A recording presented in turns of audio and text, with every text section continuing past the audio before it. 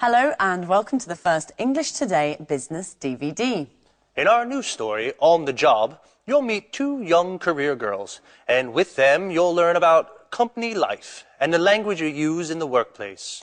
In each DVD, there's a program that focuses on job skills and describes modern business strategies that will help you to be successful at work. In this DVD, there are 5 episodes of On the Job, followed by the business skills program that looks at brainstorming techniques. Then we'll look at how to talk about work, how to describe a company, its organisation and its development. Finally, we'll look at how to talk about markets. So, enjoy your viewing. Oof. This report is so boring. Numbers, accounts and statistics. I hate it. I'm an artist. When I was younger, I used to write short stories, novels, poems, and I was good at it. What has happened to my inspiration? What am I doing here? A publishing house. That's where I would like to work. Okay, Victoria, stop dreaming. Let's get back to the report. The boss wants it on his desk at 5 this afternoon. Oh, isn't there anything more interesting to do? Like listening to some good music.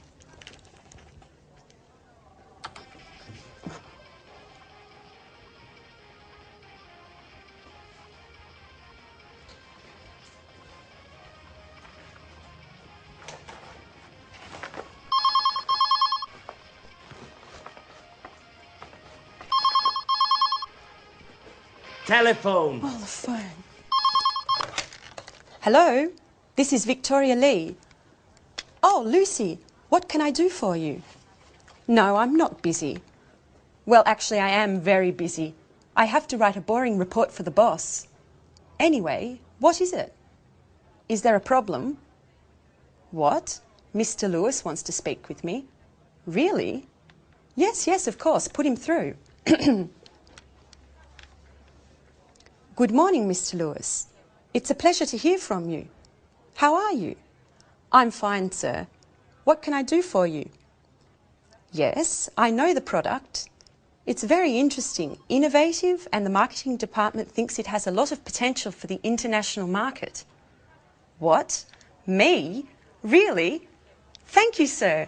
Yes, immediately. Yes, Victoria. Today is your lucky day. Bye-bye, boring report.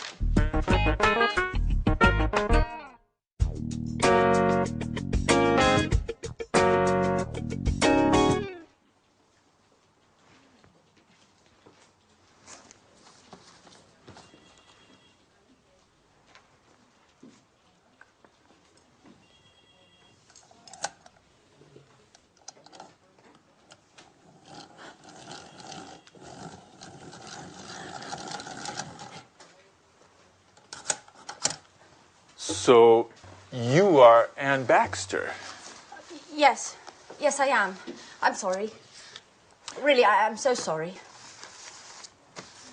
Nice to meet you. I'm Mr. Stevens. How do you do? I'm so sorry, Mr. Stevens. Anne, please, sit down. It's all right. How are you today? I'm a little nervous. And this isn't a good start. That's all right. Well, Anne, where are you from? I'm English. I'm from Oxford. Great. A true Brit. Can you speak any other languages? French, German, Spanish? I can speak French, a little Spanish, and a few words of Italian. My sister is in Rome studying history of art at university. Okay. Very interesting. And can you use a computer? The internet? I'm not a genius with the computer, but I can use one. Great, Anne. I have your CV here, and I see you already work here. What do you do exactly? I do this and that. I usually work from home. I have an office in my room with a big desk and 2 chairs and... Fine. That's fine. And do you live alone?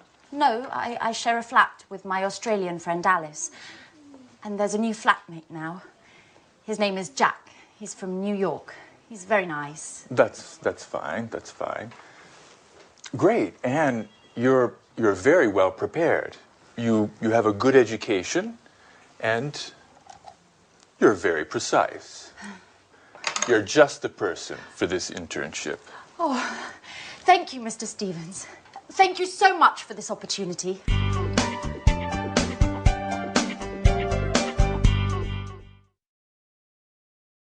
Good. Now, let's see if you know the names of jobs and professions. I will mime a job and a profession. You try and guess what it is. All right? Number one. What's this? What's my job? Ladies and gentlemen, what would you like to eat this evening? What am I? A waiter. Exactly, a waiter. Now, this one, what's my job?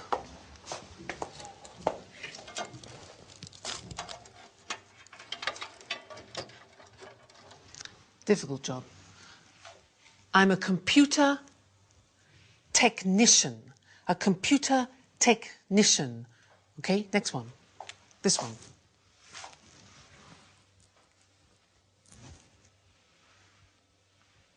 What's my job? I'm a? No, I'm not a policeman. I'm a policeman. A policeman. Be careful of the pronunciation. Next. What's my job?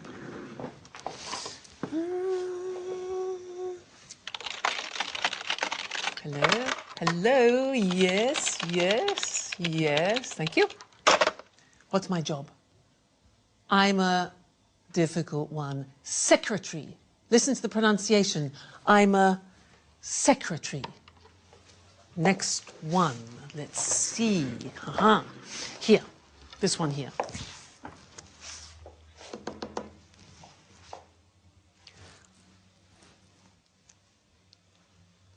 What's my job? I'm a conductor. I'm a conductor. All right, and this one here.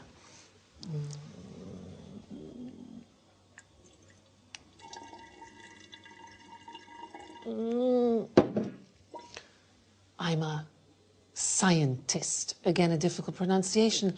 Scientist. This one here. That's 78 for the chips, and then 30 for the chicken. That makes... That'll be €79, madam. Thank you. I'm a cash assistant. A cash assistant. All right. Next one. This one here. Follow me. You see this beautiful monument that we have in the city of Florence is the Duomo. What's my job? I'm a tourist guide. Listen to the pronunciation. I'm a tourist guide. This one, this is difficult. Ladies and gentlemen of the jury, I believe that this man is innocent. My job? I'm a lawyer. A lawyer. Next, this one.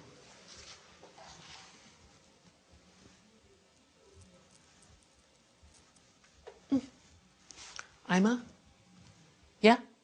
painter. A painter. Good. And the last one. What do you think this is?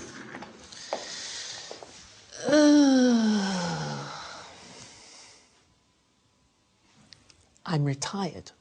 I have no job. I'm retired. So, what's your job? What's your father's job? What's your mother's job? Well, let's look at the screen together and check the spelling and the pronunciation of the jobs we've just looked at. All right, so here's the screen. Good. The question is, what's your job? So, the first one, I'm a waiter. Where does a waiter work? Exactly, in a restaurant. Next one, I'm a computer technician. Where does he work?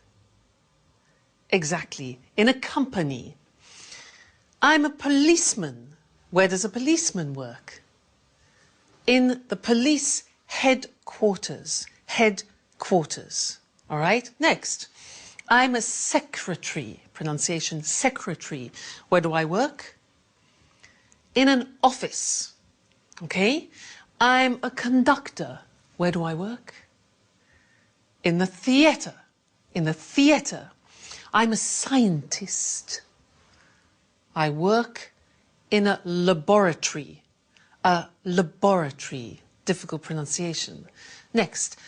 I'm a cash assistant. I work in a supermarket or in a shop. I'm a tourist guide. I work in a tourist centre. I'm a lawyer.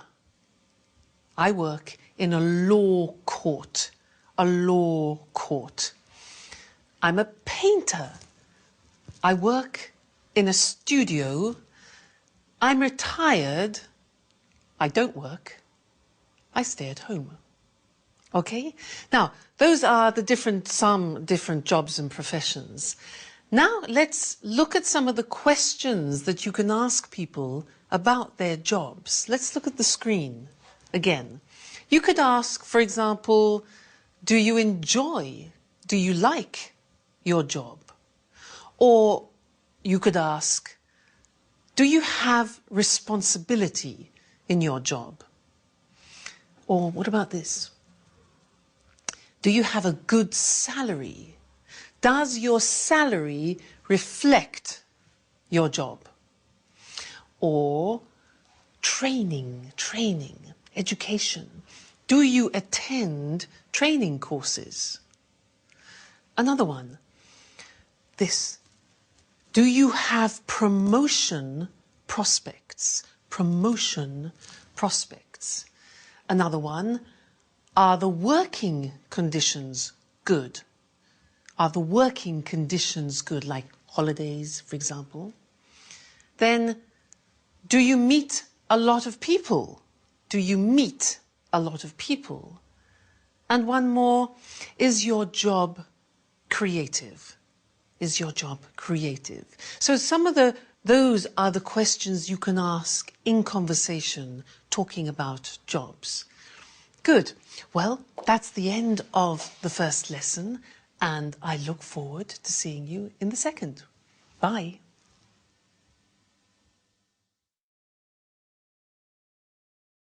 Hello, and welcome to Business Talk, the program dedicated to talking about business skills and techniques.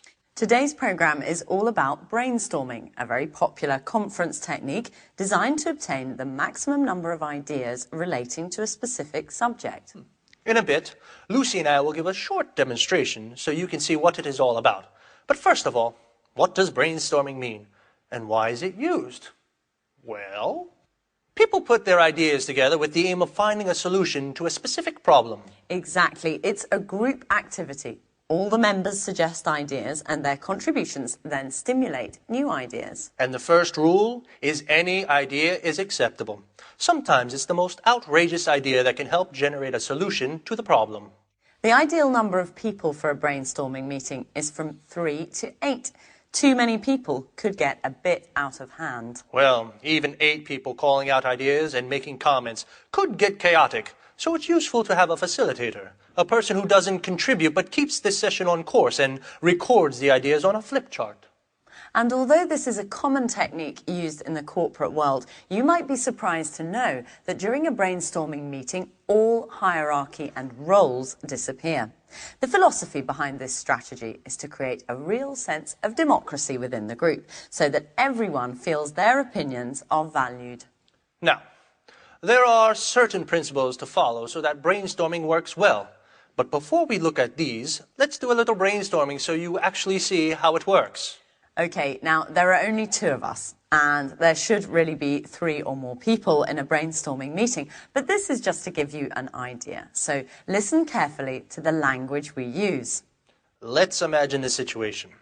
Our company needs to increase its production space. A brainstorming meeting has been organized to gather some ideas. Let's start. How about opening a second factory somewhere? What if we close this factory and open a larger factory out of town? Let's explore the possibility of opening a larger factory for production and keep this space to make the shop bigger. Perhaps we could rent the building next to the factory. Why don't we look into renting part of the building next door? What about sharing a production space with another company? Couldn't we examine the possibility of building a third floor? Let's try to reorganize the space we have. What if we organise 4 shifts a day instead of 3? We could relocate our administrative staff and keep production here. How about keeping the production here and renting some office space for the administrative staff? Would we be able to reorganize the shop floor space? Why don't we try moving all the production to China? We could move part of the production to China. What about closing part of the production line? Couldn't we rethink the production line? How about keeping the production of smaller items here and moving the production of larger items to China? Okay, we're going to stop here because we're running out of time, but this process could go on for much longer until enough ideas have been collected. At this point, a short list is made of the best ideas so that they can be carefully evaluated by considering how each one would work in practice. So the aim is to conclude the brainstorming session with 1 or 2 good ideas that can be put into action and hopefully solve the problem. Did you notice how we didn't stop to judge or analyze the ideas as they came up? Well, that's because if each idea were to be discussed during the actual brainstorming, the ball would never get rolling and too much time would be wasted. Another thing you may have noticed is that Lucy came up with an idea that had nothing to do with increasing the production space. She suggested working 4 shifts instead of 3, which wouldn't solve the problem of space at all. Yes, remember, all ideas are accepted during the brainstorming process because although an idea may seem silly, it might instigate other ideas that could instead give rise to a solution. Yes, actually, you suggested something interesting after the apparently irrelevant idea I had. Well, I'm afraid our time is up for today. See you soon. Bye-bye. Now, as we said in the programme, the language you use to put forward your ideas during a brainstorming session is really important. So, what kind of language should you use for brainstorming? Clear, well-structured sentences, for example, are essential for this technique to be effective. And don't use any imperatives or rhetorical language. Remember, the aim is to create democracy within the group, and everyone should feel that their ideas are valued. Do you remember how we make suggestions? Let's, how about? These are the expressions we use in a brainstorming session. These expressions open the way to more suggestions and encourage other members to participate. Let's look at some of the structures we used during our brainstorming session. How about opening a second factory? What if we open a larger factory out of town? Perhaps we could rent the building next to the factory. Couldn't we build a third floor? Let's try to reorganize the space we have. Would we be able to reorganize the shop floor space? Why don't we try moving all the production to China? We could move part of the production to China. What about closing part of the production line? Notice how all these suggestions promote group collaboration. Brainstorming is a group activity, so it's important to make everyone feel part of a team. Okay, now let's see if you've understood. I'm going to make some suggestions as though I were in a brainstorming meeting. And then we'll see which are tentative suggestions and which aren't. Ready? We could rent another factory. Let's build another floor. I think we should close part of the production line. How about moving production to China? Why don't we try relocating the administrative staff? In my opinion, we should open another factory. Couldn't we reorganize the space we have?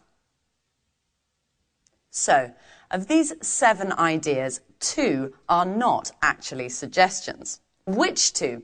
Yes, the 2 that started with I think and in my opinion. It's essential that in brainstorming you don't try to assert your own opinion. What's important is to work as a team.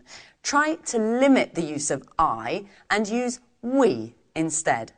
It's not easy when English isn't your first language, and you probably need to practice a couple of times for it to come naturally.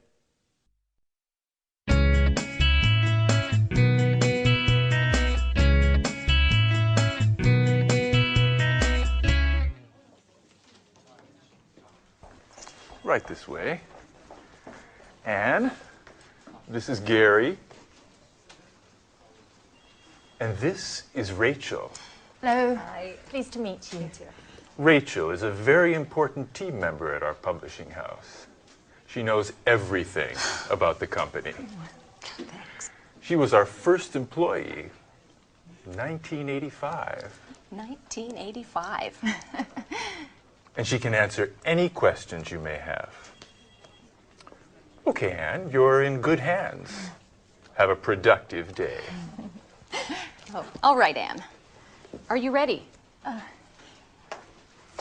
Well, Mr. Stevens founded this publishing house in 1985. Oh, just a moment.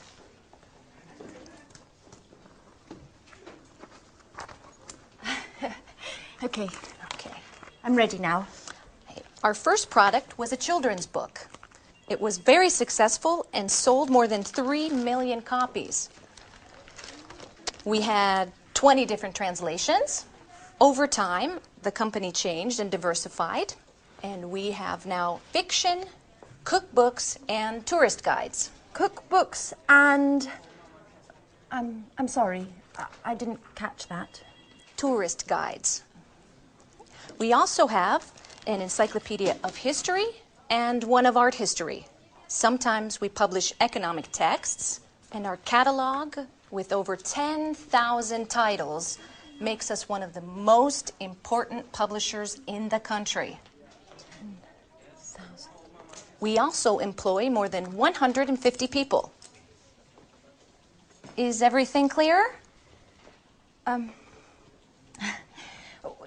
Yes, I think so. Okay, as you know, this is Gary. He works in the advertising office, where he develops new client contacts and keeps in touch with our authors. Pleasure to meet you, Anne. It's so nice to have such lovely colleagues in this company. Fine, Anne. Okay, let's move from theory to action. Okay. This is your desk. Here's your computer. Mm-hmm. You know how to use one, don't you? Yes. As I told Mr. Stevens, I'm not... Okay. No need to waste time. Okay. Over there is the fax and the photocopier. Okay. There's a coffee machine in the hall over there. Mm-hmm. But please, few breaks and keep them short. Do you understand? Yes. Excellent, Anne. Get to it.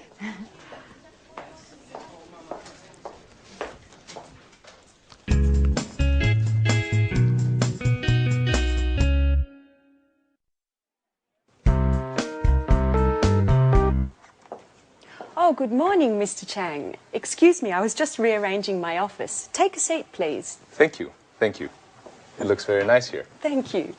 Well, before we begin to talk about our new product, I would like to give you some information about our company.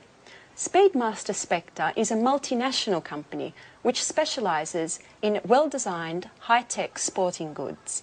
Founded in Los Angeles in 1995, we now have 15 branches worldwide. That's very interesting, Mrs. Lee. How much is your company's revenue? Over the past few years, Speedmaster Spectre's revenue has grown impressively. Today we have a turnover of more than 60 million euros of revenue. Our revenues abroad amount to more than 50% of that total. Very impressive. And what are your target markets? We have product lines for men, women and children with gear covering head to toe. Our brand is synonymous with reliability. Speedmaster Spectre is trusted around the world and we are considered one of the leaders in our sector. Great. So, what can you tell me about this new product? This is a revolutionary new tennis shoe. It's extremely durable thanks to our high-quality materials. We're interested in the Southeast Asian market. We believe that these shoes are the right product for that market. And where are they manufactured? Right, that's our strength. We have factories that meet all work standards and regulations in the countries we would like to target. And what is your role, Mrs. Lee? In the past, I was responsible for the Southern European market. Just last week, I took on a new role to test and distribute our products into the Chinese market. It's a very challenging position. That could deliver positive results. Together we can do great things, Mrs. Lee. Well, goodbye, Mrs. Lee. This meeting has been very profitable for both of us. Let's talk soon. Thank you, Mr. Chang. And yes, let's meet again soon. Great. Bye-bye.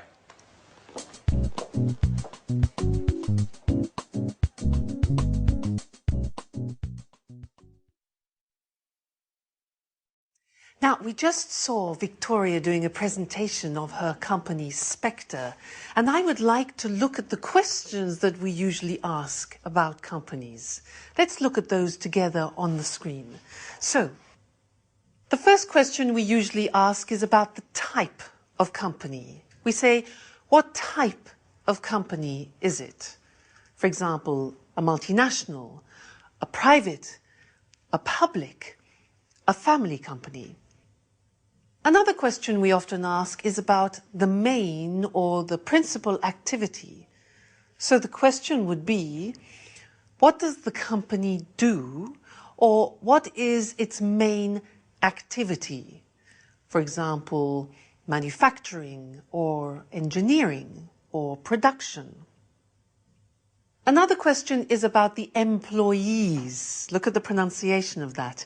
Employees, that's the name for the people that work in a company. So the question could be, how many employees are there? Another question we often ask is about subsidiaries or branches, which are small companies directly linked to the main company. And the question could be, does it have any branches? Does it have any subsidiaries? Another question important for us is the location. Where is the company located, or where is the company situated? And then we need to know about the products, the number of products, for example. So we could say, how many products does the company have, or does it have a large product range? And then the last thing, which is very important, is the money.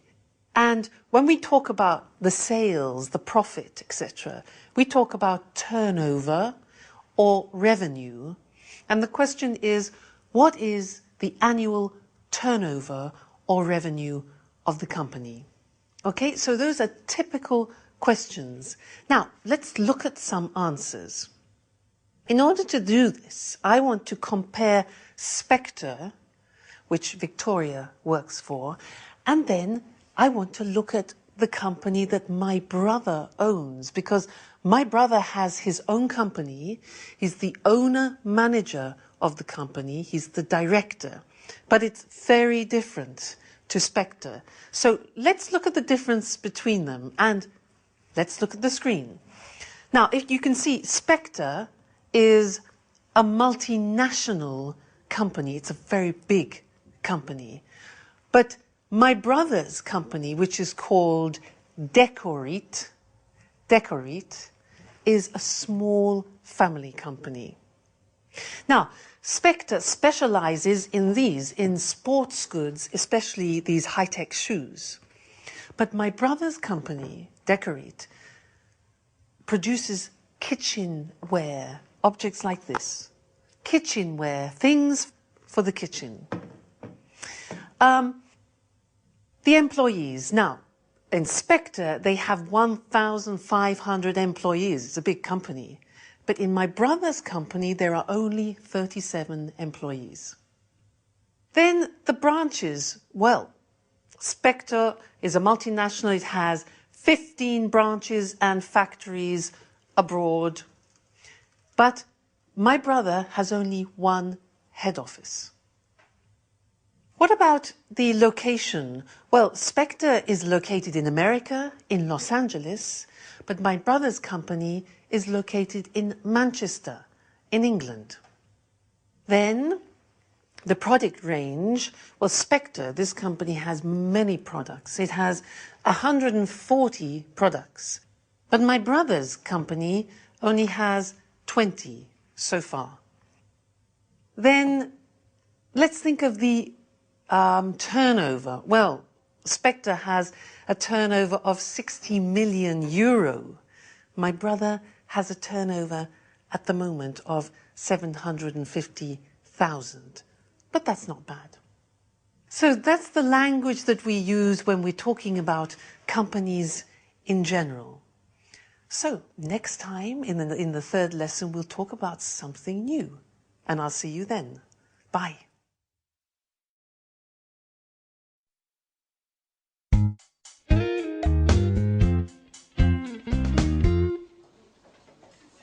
Good morning.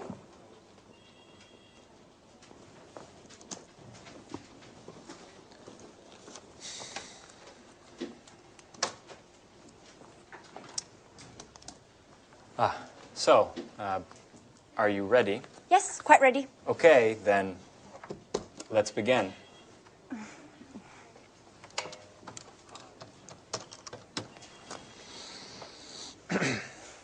Hello, my name is Gary Reynolds from Pilgrim Publishing. May I speak to Mr. Jones? Mrs. Jones, how are you? And how is that wonderful apple pie of yours?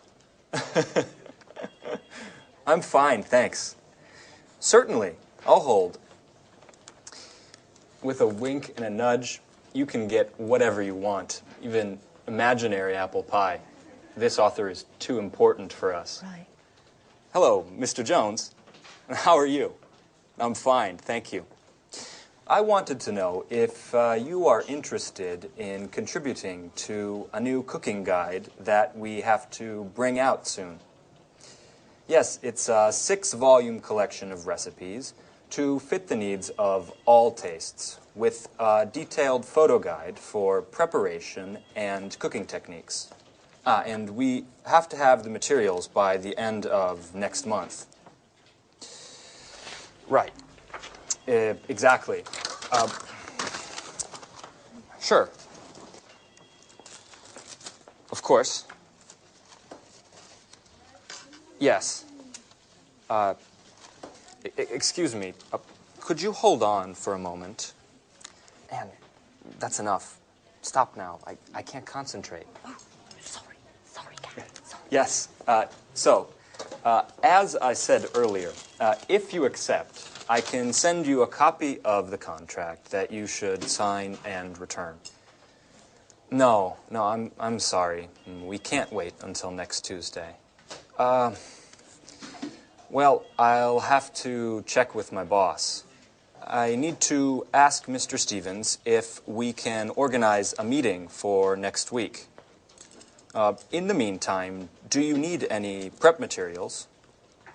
No problem at all. I can send you an email immediately.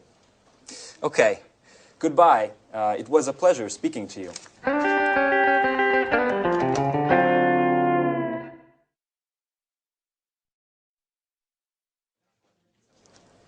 Do you always have to take notes? Yes, I do. I have to learn as much as I can, and there's so much to learn. I study my notes every evening. What a model colleague. You're so serious, so diligent, and an absolute nut about cleaning. Truly an asset to this company. You're making fun of me. No, of course not. It's such a shame. Such beautiful eyes shouldn't only read all the time. Come on, Gary, stop it. Let's get back to work. Okay. I mustn't pay you any compliments then. So, Ms. Baxter, can you give me the notes from my conversation with Mr. Jones? Okay. So, you said to Mr. Jones that... Oh, I have to start from the beginning, right? Anne, calm down. It's not an exam. I know what we should do. You should try a telephone call. Me? Oh, no. No, I'm not ready yet. Sure you are. It's not that difficult. Okay. Here, Who do we have to call next? try to call Mr. Clifford. All right.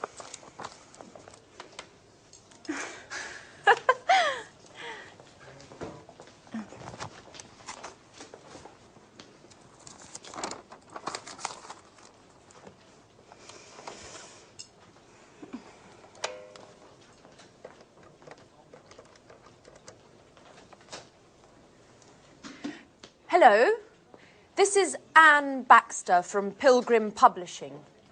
Please may I speak to Mr. Clifford? Oh, I see. All right, thank you very much. Right, goodbye. Well, what happened? Well, Come on, tell me. I dialed the wrong number.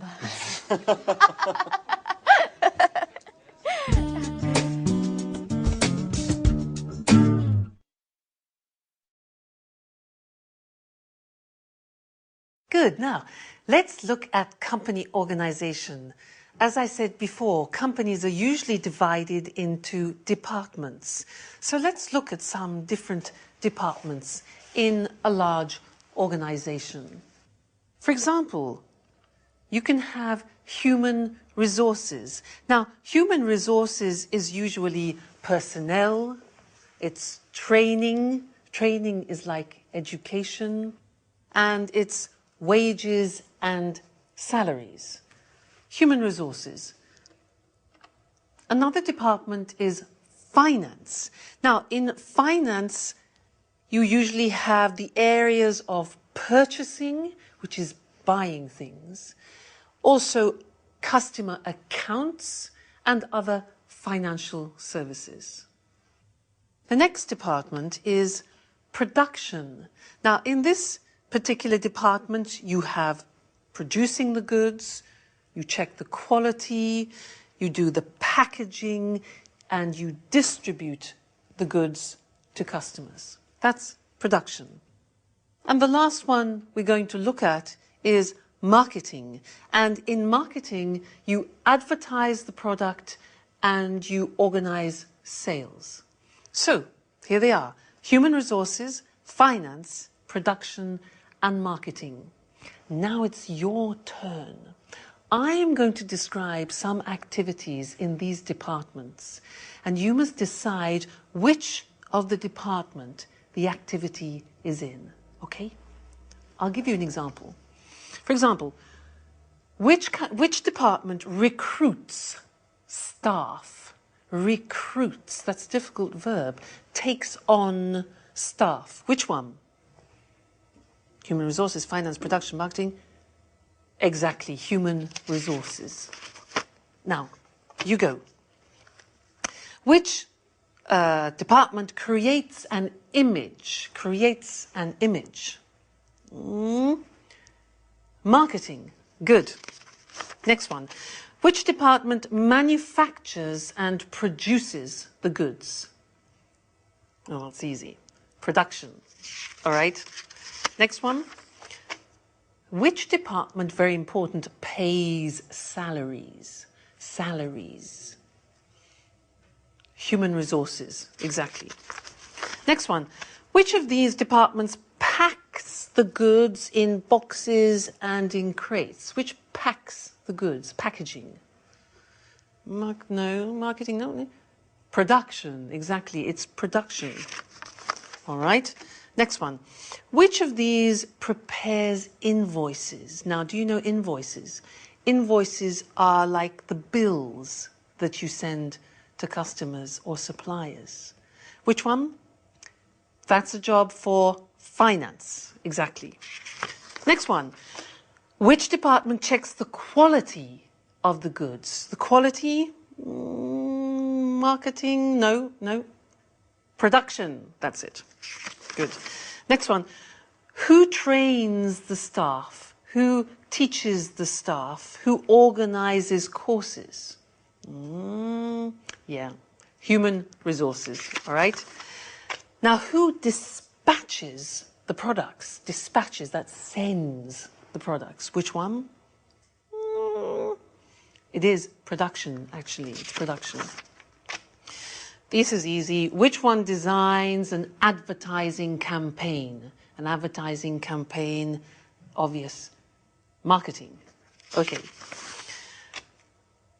Who does the budget, taxes, and investment? Clear, yeah? That's finance. Finance department, taxes. Now, who purchases? That's a difficult verb. Who purchases? That means buys. Who purchases supplies? Who purchases things for the company? Which one do you think? Marketing, production, human resources? Well, actually, it's finance. Finance. They purchase. And the last one, who plans the method of sales? The method of selling it to the public? Human resources, finance, production, marketing? Marketing. Fantastic. So good. So there you have an idea of 4 of the most important departments that you find in large organizations. Well, that's all for now, and I look forward to seeing you in the next DVD for some more business English. So goodbye for now.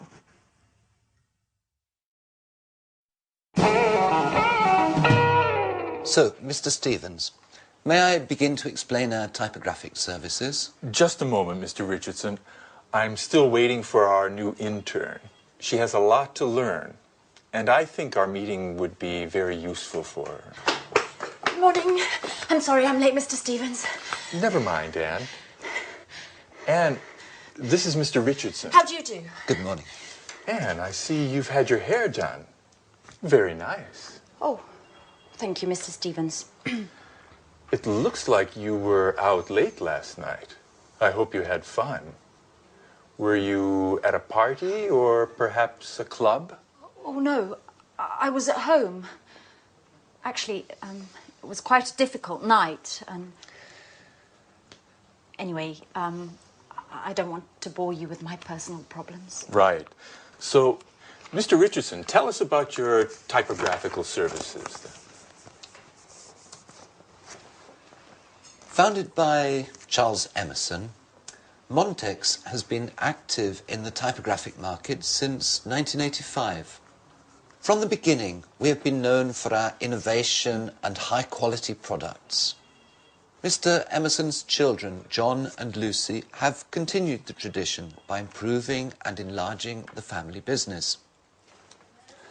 The first Montex office was located in Russell Street. Oh, Russell Street! That's where the flower market is. I went there just the other day and bought 2 beautiful yellow orchids.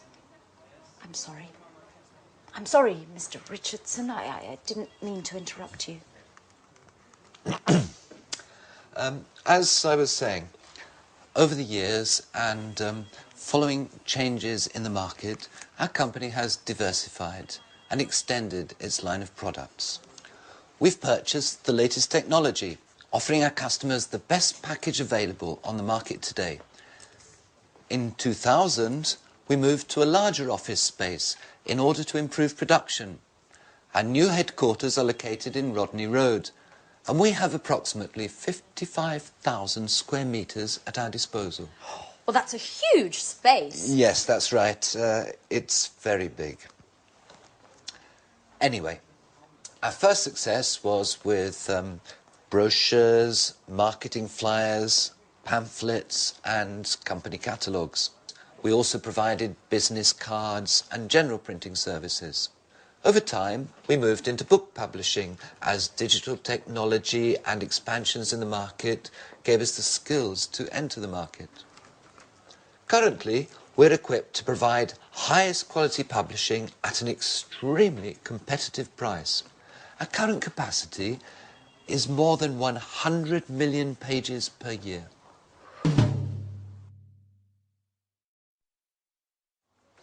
So, Anne, have you understood everything? Would you like to sum up what Mr. Richardson has said? Me? Yes. Could you? Oh, all right. I'll try. Established in 1985 by Charles Emerson, Montex has successfully grown and adapted to changing client needs. In 2000, the company transferred to Rodney Road, where, thanks to cutting-edge equipment capable of high volume, it has optimized its production and extended its offerings, specializing in the publishing sector. Currently, it provides top-quality printing at extremely attractive pricing. Well done, Anne. You have a great ability to summarize. You know, Mr. Richardson, we aren't very pleased with our current typographers. They don't meet deadlines. Professionalism, efficiency and punctuality are the keys to our success. Do you know that in just a few years the number of Montex clients has grown by 100%? And what sort of printing do you principally use? Digital printing and offset printing in the case of high density needs. What? Offset printing? Young lady, you work for a publishing house and you don't know what offset printing is? No, sir. I'm afraid I don't. Is it important? Anne, offset printing is the classic way in which a graphic project done on a computer is converted to the final printed page.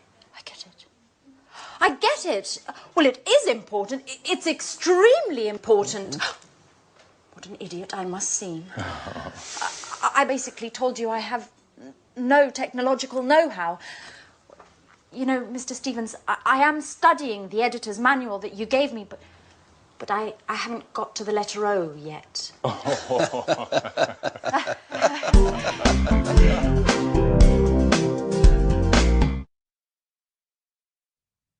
So in that scene, you saw Mr. Richardson talking about the history of his company.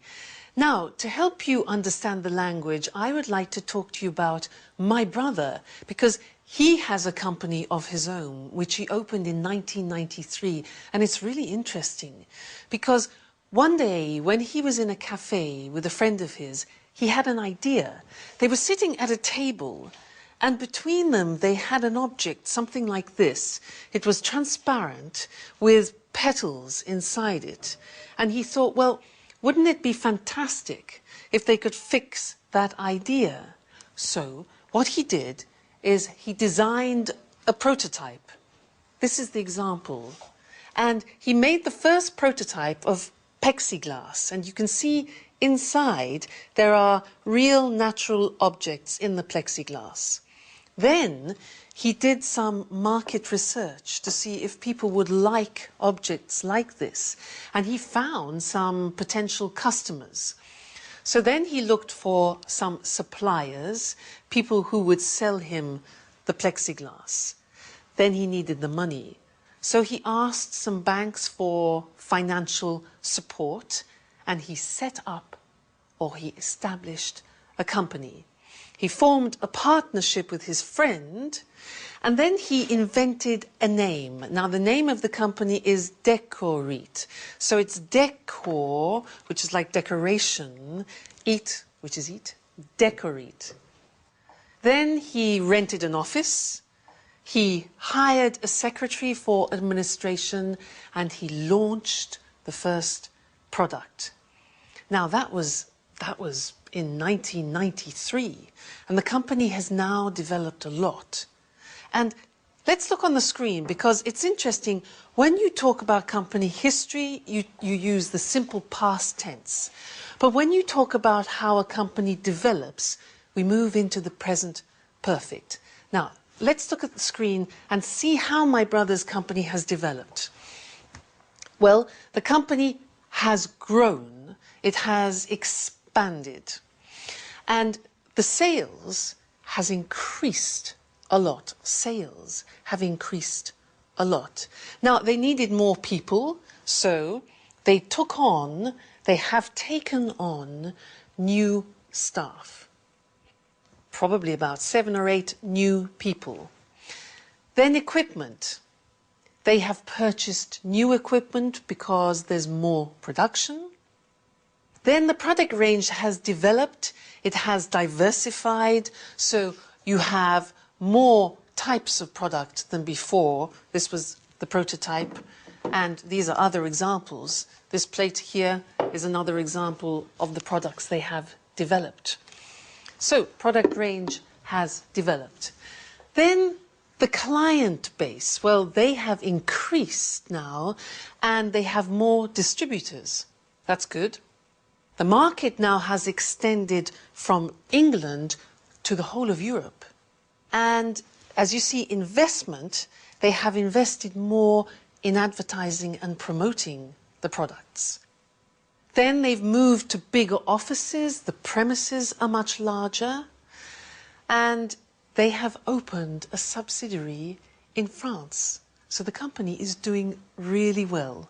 So that's some of the language to talk about company history and how a company expands. Good. That's the lesson for now, and I look forward to seeing you in the next one. Bye.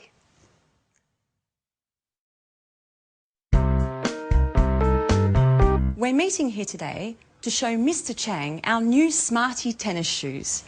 These innovative shoes are made of high-quality materials and are perfect for the Southeast Asian market, which, as we all know, is expanding rapidly. We're especially interested in the Chinese market, which is growing at a pace much faster than the rest of the world. Excuse me for a moment. Henry? Hi. I'm sorry, but I'm in a meeting right now. Let's talk later, okay? All right, tell me, but hurry up. No, Henry, I never told John he could watch TV all day. He must have misunderstood. All I said was that he can watch all the TV he wants, but only after doing his homework.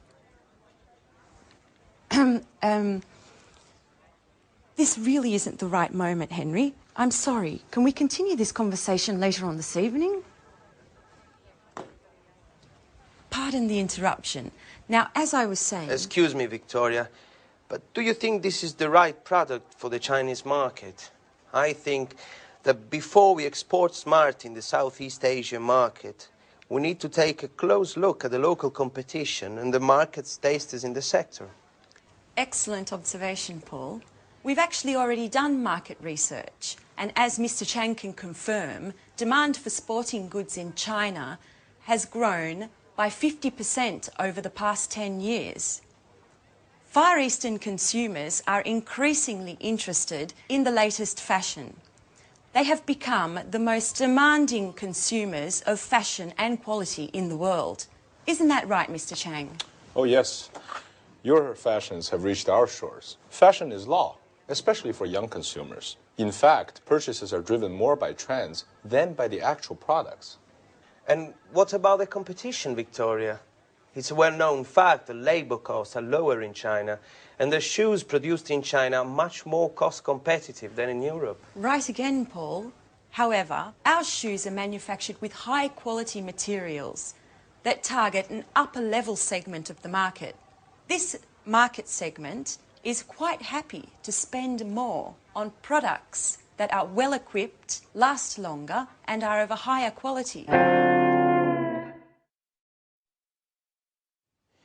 Do you have any data on how Smarty sales are going in Europe and in the States? Yes. Our marketing department sent me the latest report just this morning, and I'm happy to say it's very encouraging. Smarty has become one of our most successful products of the last few years. Demand is growing exponentially, and the satisfaction level of these shoes is much higher than that of similar shoes produced by other companies. In fact, Smarty shoes are considered one of the most durable, the most functional, and, most importantly, the most popular amongst the youth market. And what about the distribution? It's a very important aspect that we shouldn't underestimate. Yes, Mr. Chang is here to help clarify this issue for us. It is extremely important to have a detailed distribution and promotion plan. We've also got to create a reputable chain of agents to distribute our products over the widest possible area. This, in turn, will help us make importation easier and reduce taxes for entry into the Chinese market. Look, I'm very happy to provide you with any information you may need, as well as contacts inside the Ministry of Industry and the Chamber of Commerce. But, of course, success depends on your goals, your strategy, and the type of financing plan you're willing to provide. And besides that... Oh, excuse me yet again. John, what do you want? I told Dad I'm in an important meeting. No, John, I didn't say that. First do your homework, and then you can watch TV, okay? And listen to me. I don't care if your friends aren't studying today just because it's a holiday tomorrow. Do you understand? Tomorrow we're going to see your grandparents, so you have to study today. That's enough of this story, John. No, that's not true. I'm a good mother, and I love you. But it doesn't mean I don't have the right to tell you what to do. Listen, I don't want to talk about this anymore. Goodbye. Pardon me, just a little domestic problem. Oh, yes, Mrs. Lee. We all know that kids cause more problems than work. Ah, you're right, Mr. Chang. Kids, anyone who understands them is a genius.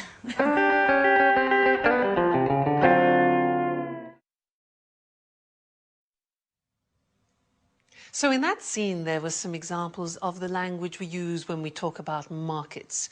To help us understand that language more, let's go to the computer and see it. So, if a company wants to go into a new market, we talk about it as entering a market or even penetrating a market. Now, if a market has been there for a while, we say that the market is established or it's well established. But often, markets change. If they improve, we talk about the market situation growing or increasing. But if the opposite happens, we say that the market shrinks, it's shrinking, or it's decreasing. However, if we find a change which is uneven, we say that the market is fluctuating, that it's changing. Or, if there is no change, we talk about the market as being stable. If the market is full and there is no more room to promote or sell your product as a company, we say that the market is saturated. So those are the typical words that we use when we describe markets. Now, also in the scene that we saw with Victoria, they talked a lot about China and Europe, the difference between the two areas. Now, China is an important country which is coming up. And what I'd like to do now is to revise the comparatives and superlatives, in particular the comparatives, and look at the difference between those two markets, Europe and China. Let's look at the screen to help us. here. Now, if we think about market growth, in general, market growth in China at the moment is faster. In Europe, it's slower. Labor costs. Labor costs, what's that? That is the cost of people working. Well, in China, as we know, the labor costs are definitely lower. In Europe, they're higher. What about market demand? Well, at the moment, the demand for new products and services in China is much greater than in Europe. In Europe, it's less. Production costs, another thing, well, it's cheaper to produce in China also because labor costs are lower.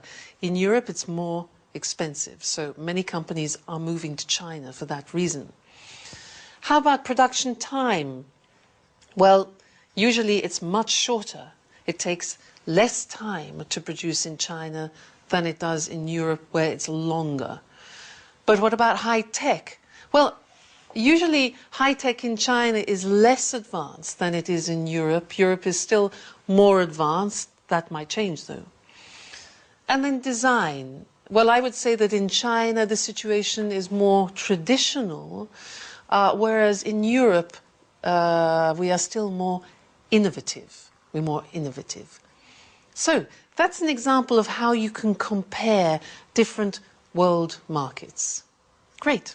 Well, thank you, and I'll see you in the next lesson for something new. Bye.